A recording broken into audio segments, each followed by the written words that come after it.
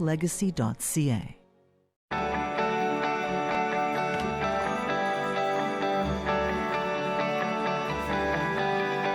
This is Rogers TV.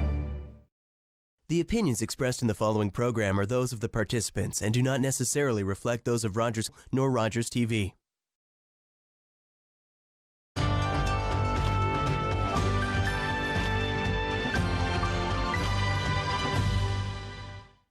Hello everyone, this is your COVID-19 local update. I am Deborah Hutchison in the Rogers TV studio. Joining us for the first half of the show today is Samantha George. She is curator of the Parkwood National Historic Site. She was to join us via Zoom, but technology is great, Samantha, when it works. When it doesn't, we revert to the good old telephone, don't we? The good old standby telephone, yes. Which is very fitting considering that you are at one of the premier historic sites in all of Canada, I would say. Such an incredible setting. For those that are perhaps, don't know a lot about Parkwood, what makes it so special and unique? What makes it special in terms of historic sites is that it was a single family home for 55 years. And when Mr. McLaughlin passed away in the January of 1972, it only took 6 months for the house to revert into a museum. And one of the things that we are very honored and privileged to have is that most of the collection was left behind. So when you come for the museum experience, not only are you seeing artifacts that the families slept in, ate from, sat on, but we also have about 15,000 archival items to help tell that story. So Christmas cards, family home movies. So in terms of a collection, it's intact, it's robust, and we don't actually have to collect a lot to tell. We have it here at our fingertips. So as a working museum, just to, I guess, make ends meet and cover the cost of everything you do, COVID-19 was really a blow. It was. We were actually in film production when everything changed in the province of Ontario. So what had happened is the film production that was here was shooting for most of January, February, and into March. They shut down. We had been watching, everyone was looking as things kind of changed in the matter of about 48 hours. We were watching and seeing what was going to happen. They closed down, they moved out, and then we had to put into action what we were going to do as a site. Mm-hmm. Fortunately, we were able to, most of us just transition and work from home as much as possible on projects that we had started that we could really focus on. And then people like our ground staff came back and slowly started back in the greenhouses, making sure they were socially distant. But we were able to get the spring started with just the gates closed to the public.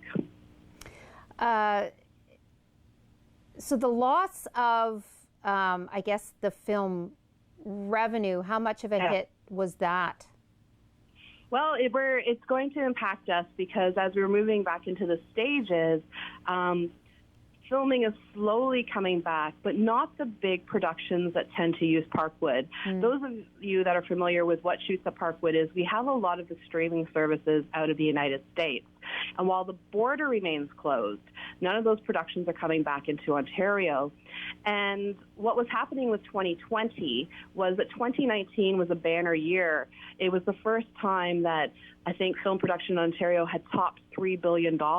There are 48,000 of your fellow Ontarians that are hired and work in the film industry, and that's currently come to a halting screech.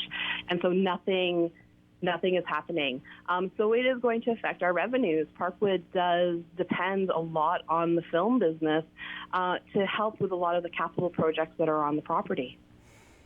Will that production, I guess they did not finish their production there at Parkwood, so I guess that one would be in limbo, would it not, waiting for things to change, to come back? They are in limbo. So the director was able to do some of the items that he needed to do in terms of the editing suite for some of the Parkwood footage. Right. Of course, he has set his production in the middle of a winter scene. Oh. So if they actually start back up, they're probably going to be looking at not even looking at a November, December, perhaps a January 2021 start at the earliest. Now, the issue with that is this was a large feature that commanded a ton of A-list cast. So what they're struggling with right now is some of the cast are refusing to travel if borders ever open back up, and some of them are already committed to other projects. So at this point, the whole production is in limbo. They don't even know if it'll finish. The amount of film work that Parkwood attracts was really growing. I mean, you've always been a great attraction for it, but I remember seeing a lot of notices, you know, closed to the public for filming more often than not. Yeah, we have become, it's funny, over the last few years, we've been joking that we've become the darlings of sci-fi. It was kind of interesting, the productions that were coming through for a while, and it wasn't strange for a sci-fi show like Star Trek to call. And when they call and they're like, we are looking for, and I was, really? At Parkwood? But we have, with the streaming services, we become very popular. We're number 9 in the province in terms of attracting productions, and we work steadily with Ontario Creates, which is the film development arm's length organization outside the provincial government that really works and lobbies to get productions to Hollywood North. And so working in tandem with them, we're able to promote ourselves and also show what we have as an asset and what drives producers and directors to selecting Parkwood. Okay, so now that we're into stage 2 here in Ontario, that has meant some welcome changes for you and I guess for the public there at Parkwood as well. So let's go through. You are finally open, not 100% to the public, but the grounds are now accessible to the public as well as a few other things. That's correct. So the grounds are open, and so is the Tea House restaurant. It is operating 7 days a week, and the gift shop is opened. We're also able to do a few tour programs out on the grounds and some specialty programming. So for those that love Parkwood and want to get involved, if you come and walk the grounds anytime between 9 and 5 when we're open. But there's also opportunity to really engage with history and take one of our garden tours, or perhaps our brand new this year, we're offering statue tours. People always ask questions and query about the statues and the stories that they tell, and we have that this year, which is brand new. Is there a cost just to come and walk around on the grounds? No, to access the grounds, it is completely open and it is 100% free. And we encourage it, you know, grab a book, come and sit in the benches. For everyone who has been like stuck at home, especially if you're apartment dwelling, come out, stretch your legs, walk around the property, take in the flowers, the greenery, find the shade under a tree, and enjoy what the McLaughlins had as their backyard. It's open to the citizens. Now the tours, I would assume you'd have to pre-book, and there is a cost to that? There is. So the garden tours and statue tours are being offered. Garden tours are Wednesday mornings. Statue tours are Thursday mornings before the heat of the day. Right. And we are encouraging everyone to pre-book. And this is just because we're trying to keep numbers manageable. We're talking about social distancing, mask wearing, that sort of thing to protect not only our guests, but also our staff. Right. Now, with the tea garden open, I would assume then that very small numbers at any one time are allowed to be there. That's true. So our tea house is catered by Berryhill Food Company here from Oshawa. And one of the great things about the tea house is it was constructed in the 30s for the McLaughlins as somewhere to relax and have meals. But there is wonderful areas in and around the tea house itself. So we have added patio tables with beautiful red umbrellas so people can come and seek the shade, but also just have that experience near the fountains. Every once in a while, the mist comes across the fountains, so you get a little bit of a cool down.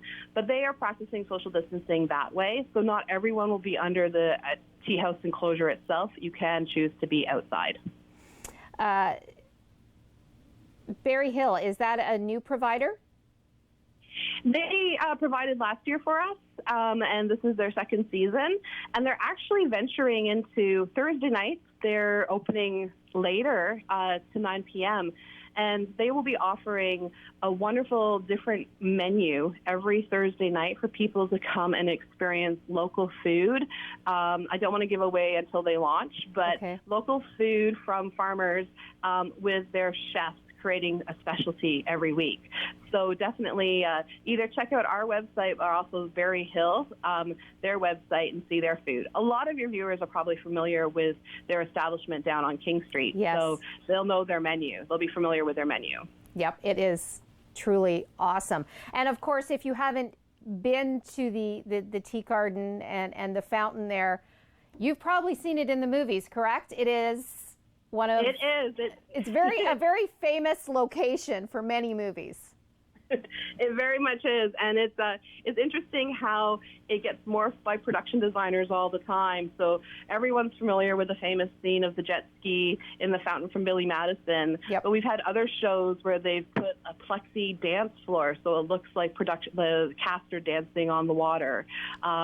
We've had other shows where the tea house has actually been changed into a cemetery and a mausoleum. To see how it changes in the eyes of the artistic directors is just amazing from our perspective. But it's a great way to see Oshawa and parts of Parkwood on the screen. Yeah, I can see how that could be transformed to a mausoleum too, because the gates that are right behind the tea garden there. Yes, exactly. Yeah, I can see that. Yeah, it is. It's fantastic. You know, again, when they make the phone call and they say we need to put a cemetery, you're like, okay. And then when the drawings start coming through and you start understanding what their vision is, it's amazing. And it's still something, I've been here 20 years and I'm still in awe when a production comes in and the production designer starts talking about how he or she sees a set. And it's just, I'm like, you get that from this room? And it's just amazing how they morph it into their dream. Now, you have so many other projects on the go, you know, large projects, smaller capital projects, and there's also the opportunity to volunteer even in times of COVID-19, correct? That's correct. We always have opportunities. So currently volunteer opportunities are, as we start slowly opening back up and looking for tours, we're always looking for volunteers to help deliver our tour program to the public. And it's not something we throw you into. We do training, there's a script for interpretation, and we bring you on board and you slowly learn all the information that you need to know about Parkwood.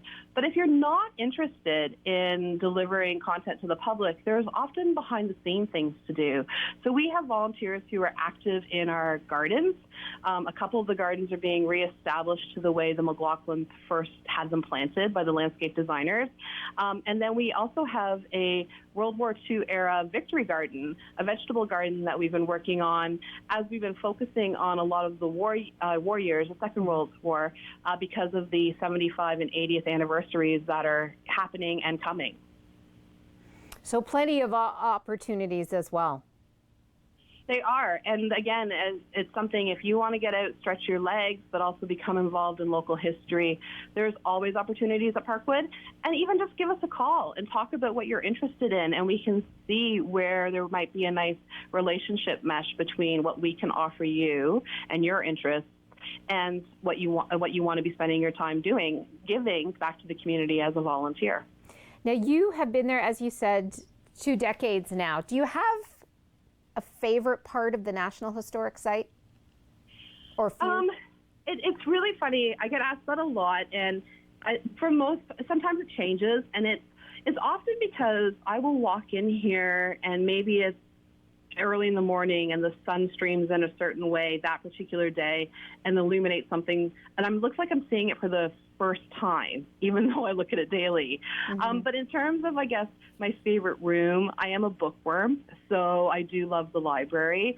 I find the library is very cozy and welcoming, but I find the whole house that way. For a massive site, 15,000 square feet, 55 rooms, you would think that it would be cold, but I find it the very homey feeling. And because I've been here for so long, I have got to know some of the descendants and the family members. And so I see the house through their eyes now, in terms of, coming to visit their grandparents or their great-grandparents and what it would be like growing up here as a child, as a grandchild. We've only got about a minute left. You mentioned what it would have been like growing up there. Anytime I'm there, I stand on the grounds and I look at it, and you wish you could time travel and go back to see exactly what it was like to grow up there and to live there, and how incredible it must have been. Exactly. Where this was, it was almost every child's fantasy to grow up in a big mansion and have these grounds to play at and the trees to climb. And one of the great things, as I mentioned, was that we do have the family home movies. So often they give us a little bit of a glimpse of what it was like to be at Parkwood. Okay. Samantha George is curator of the Parkwood National Historic Site. Thanks so much for joining us. We didn't let technology stand in our way of today's interview. Thank you very much. All right. Stay with us. More to come on Local Update after the break.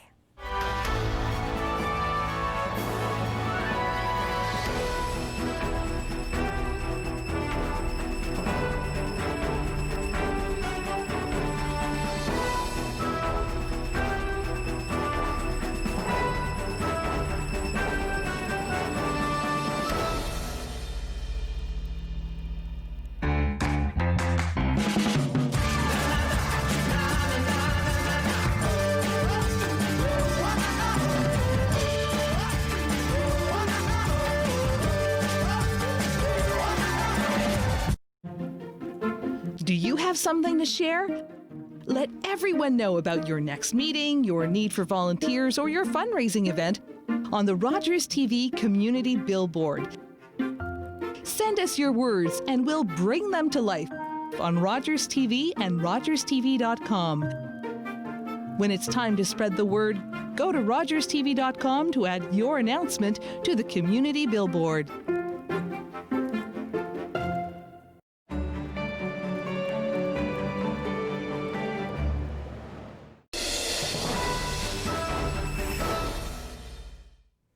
And welcome back to your COVID-19 local update. I'm Deborah Hutchison in the Rogers TV studio. Joining us now via Zoom is Brandon Pickard from Durham Tourism.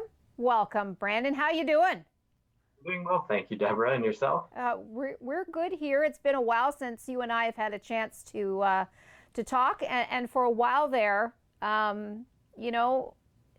we talk about people enjoying their own backyard, but I think people have had enough of their own backyard, and slowly but surely, they are venturing a little further. And now that we're in stage 2, they have a few more options for enjoying Durham region.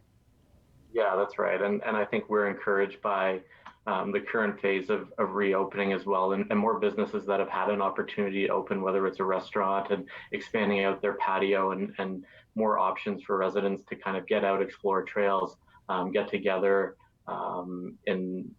with other kind of people, still maintaining physical and social distancing. And I think it's important to note, we're still within this pandemic, and caution is still necessary, wearing face masks, washing your hands, maintaining distance. But this period, I guess, is a bit more enjoyable with more things that are available. And I think with the nice weather, it definitely helps being able to get out and about. Okay, so let's go through what is changing. You are encouraging Durham residents to rediscover the downtowns of Durham region, and they're also different depending upon what municipality you're in. Yeah, absolutely. A great partnership between the region, our economic development and tourism team, and communications, and each of the local municipality business improvement association, really coming together to build out a guide for people to explore downtown in their home or nearby in their neighborhood. There's a great online directory of all the businesses within the BIA and with information about their current phase of reopening, which the businesses are able to go in and update their listing, and it's a great way for consumers to maybe learn about a new business or check in on maybe your favorite restaurant or shop and how they are transitioning through through each phase of reopening and where it's safe to go and shop or purchase food, etc. So what is that, the address online where we can go and check that out? The address online is downtownsofdurham.ca. Okay. Canada Day was certainly very different this year. Virtually, Canada Day, the Durham Way, a real feat in cooperation and organization amongst all the municipalities and, you know, the staff for each municipality to pull this together. Canada Day, the Durham Way was absolutely incredible. And you look at, you know, across all of our municipalities across the country, Canada Day festivities taking shape in a new form, and all 8 municipalities coming together in Durham Region to offer a very unique celebration where we came together to host a live virtual experience online featuring music, wildlife, balloon animals, a number of activities, and then each municipality kind of sharing that out. It was tremendous. It was amazing. Over 6,000 people tuned in at some point to the live feed during the day, and I think views have crept up over 10,000. And we continue. You can still go online and check out that celebration at durham.ca/Canada Day. Which is, it's amazing. If you were outside during that airing, obviously aired live on Rogers as well. So great partnership with Rogers TV, and really just giving people something that may be a little bit normal in a different time, live music, and a way to connect with their municipality. Let's also talk about fun on the farm. You know, as the weather, well, I was going to say as it warms up, we are sweltering. You know, local food products, our local farmers. The food is now, many of the food are now in season and available for us to go and pick our own. Done safely, of course, with social distancing and wearing masks. Yeah, absolutely. There's a great resource. Obviously, the Durham Farm Fresh Marketing Alliance puts out a great what's in season guide, as well as for each product. And, you know, Pick Your Own has it's adapted during these times. And so a number of farms are still offering Pick Your Own experiences right now. Strawberries are kind of coming towards the end, but it's kind of that kind of sense of normal to go out to a local farm market or local farm and enjoy the taste of flavor. I think that's probably for me one of the most welcome additions is just tasting an Ontario strawberry, really, and any fresh Ontario produce right now, and markets that are back on. Some of the Pick Your Own farms in the region that are open right now, offering obviously a physical distance and new practices, but Watson's Farms, Linton's Farm Market, Brooks Farm, and Forsyth Family Farm. And we know that others are working towards different opportunities to kind of get back to that normal Pick Your Own model under the new guidelines, and making sure that safety is a priority, and that's safety for the consumer, that's safety for the workers, and everybody kind of working together. But there are so many great farm fresh flavors that are available right now and growing, and that's certainly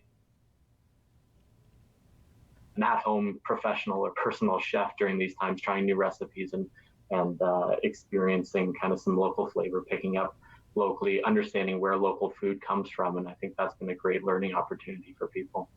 Yeah, especially with the kids home, and if you're looking for, you know, something unique or different to do with them, get them involved in cooking what they're eating. And trying, you're right, trying something farm fresh and talk about where it comes from. And if you get to visit some of these farms, it's a wonderful learning experience, I think, for young kids as well. Absolutely, especially during these times where, you know, the kids have been away from school and looking at online learning and modules, and kind of you want to continue that throughout the summer and have some more engagement or engaging opportunities to teach them and learning about what's in season and what's growing, and then how to cook and prepare is a great way to learn and obviously celebrate with your family that's nearby a new recipe, or we've heard of a number of people doing, kind of their home chef challenges with mystery boxes and or ingredients that are coming from a local farm CSA box. That is just kind of inspiring people to cook with new vegetables or produce that they might not have otherwise tried, or going online and finding a new recipe. I know the Durham College Center for Food has been doing a lot of engaging programming online and some chef experiences too. So it's a fun time to try your hand in the kitchen, we'll call it. Okay, let's also talk about the patio. Patio season is upon us, and Durham region has really moved things along and made it easier for restaurants to open patios and to get things going, so it's not just takeout they can offer. I will admit it, I have yet to go out on one of our patios.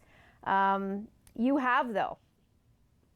Yeah, I've been able to make my way out to a patio near home for the first time, and it felt great to kind of get out and taste the local craft beer, and obviously still, following physical and social distance rules. But yeah, the opportunity for a business to add, some seating outside of their area, or look at patio expansion and bringing their consumers into the restaurant is obviously a great way to enhance and provide an additional sales stream, though, even if it's limited capacity. And obviously still a great opportunity for people to take out and take away during these times. There's so many great parks and trails and open spaces that you can pick up your favorite treat and still maintain physical distancing if you're not quite comfortable sitting on a patio. And I think that's one of the greatest assets in the regions, that we have a lot of space to sprawl. If you come across a trail or a beach area that might be a little bit too busy, you can kind of go away and tuck away into some quieter areas.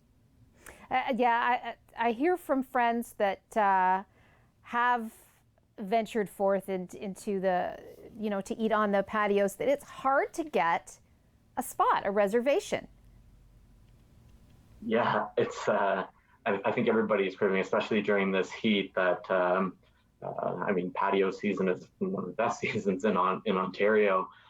Especially with a number of patios that are near waterfronts and in our downtown cores, and where a lot of the vibrancy and action is taking place. So the best thing to do with any business too is to call ahead, make a reservation, understand what kind of what is required to enter these businesses. Obviously now we're in a place where you're indoors, it's mandatory to wear a mask, and ensuring that we're protecting everyone. And I think we can all do that together by maintaining our physical distance, but getting out to more businesses that have patios that are open, or new patios that they're offering, and celebrate supporting our local businesses as they navigate back through recovery.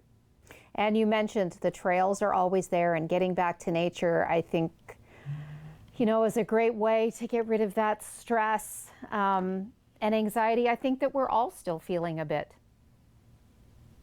Yeah, it's definitely been an interesting transition for everyone during this time. And so having the opportunity to go out for a walk and watch some nature, whether it's deer, birds, getting out to kind of a shoreline and going fishing.